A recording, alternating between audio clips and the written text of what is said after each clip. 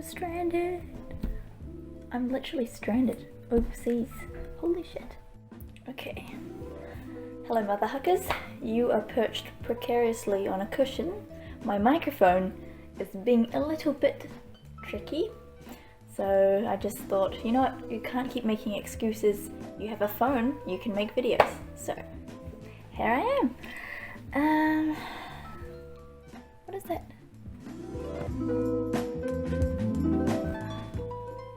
I thought I'd talk a little bit about my experience being stranded overseas during this very strange global situation. And I know everyone's sick of it, I'm sick of it, and I mentioned it in my last video, but that was more playful.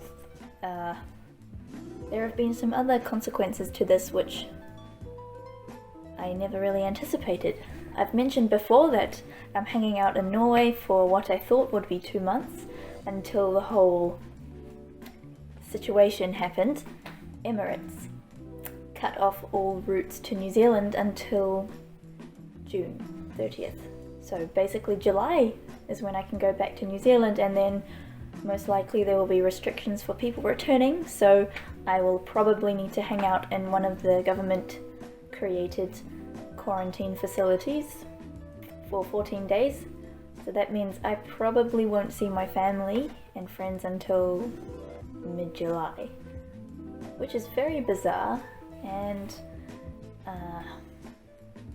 unfathomable, really. This is a situation that no one could have ever predicted. So the biggest lesson I've learned from this is that, yeah, you can plan some things in the future, but even things which seem somewhat fixed, such as airplanes, can just poof. I took air travel for granted. It just seemed like something unchanging and fixed. Planes are always there. There's always planes until there aren't any. And that's quite a humbling experience. It sort of makes you really see that life is unpredictable.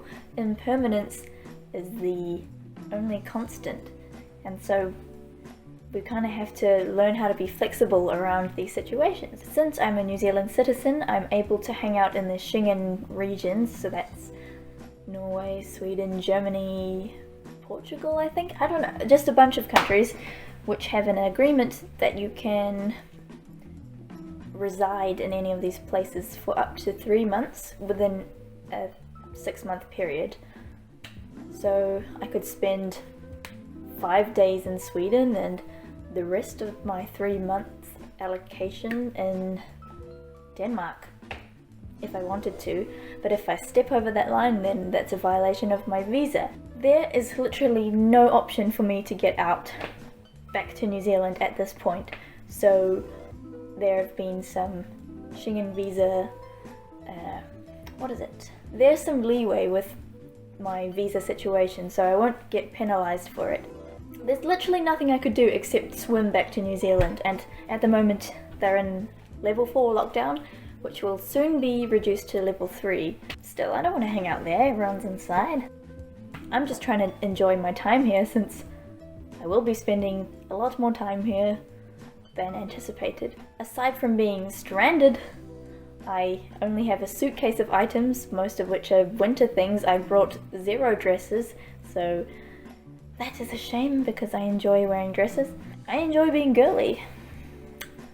Is there anything wrong with that? No. It has been a cool experience. I have never really been in snow, a few times, but never full-on snow that you see in the movies, and so that was really exciting for me. And now we're fully into spring. I can't believe it. I even got sunburnt in Norway because I fell asleep outside, and I got this. Oh shit! I just fell. I fell asleep outside because it was so warm, and I got this great crispy tan. Can you believe it? Sunburnt in Norway. Unheard of. It's almost as if the sun has the same effects everywhere. I've also realised that I am in quite a precarious financial situation. So at the moment, luckily I have a place to stay, which is so lucky, because can you imagine if I came to Norway without having someone reliable to help me? I would have zero money because it is so flipping expensive here. New Zealand is relatively livable. It's not Thailand though. Oh, if I was stuck in Thailand, everything would be so affordable. And man, I miss Thailand so much at the moment. For those of you who don't know, I am half Thai and half NZ European, which makes me a Caucasian Asian. Anyway, yeah, but being stuck here, fresh out of high school, in my gap year, I thought I had sufficient funds for about 2 months. If I was living here by myself, and I'm not allowed to work here, holy crap, I would be homeless. This is a cheeky segue, but that is why I seriously appreciate the support of my producers on Ko-fi. It sounds cliche, but I cannot thank you enough for even the smallest donations, because I can't work here legally. Everything seems to be on standby when I go back to New Zealand. I have no idea what's going to happen. I was going to have a cafe job, but I don't know if that business is going to survive. And man, money. Jesus, money is such a... I get told off or criticized for thinking about money way too much. It might seem like a small amount to other people, but for me, I'm quite a low maintenance person. You just give me cornflakes and rice and I'll be freaking happy and full of energy. So even the smallest donations are so appreciated, and I would be so screwed without them. And I am clearly not a YouTube sensation. I haven't blown up. I don't get a lot from AdSense. I barely get anything at all since I get demonetized a lot. So those donations are keeping me afloat, and that is something which has lowered my stress around finances a lot. So that seriously means a lot. I know there'll be other travellers out there who only plan for a month or something abroad, and then suddenly they're stuck there for 6 months. To all the people who have jobs that depend on being there in person physically and you can't work from home, I don't know how you're going to be coping with your finances and stuff. So I can't really be complaining because I am safe. Some travellers might seriously be stuck with no money, or in some places you can't even transit if you don't have a medical report. For instance, in Thailand you can't get in if you don't have a report saying that you're clear of COVID-19.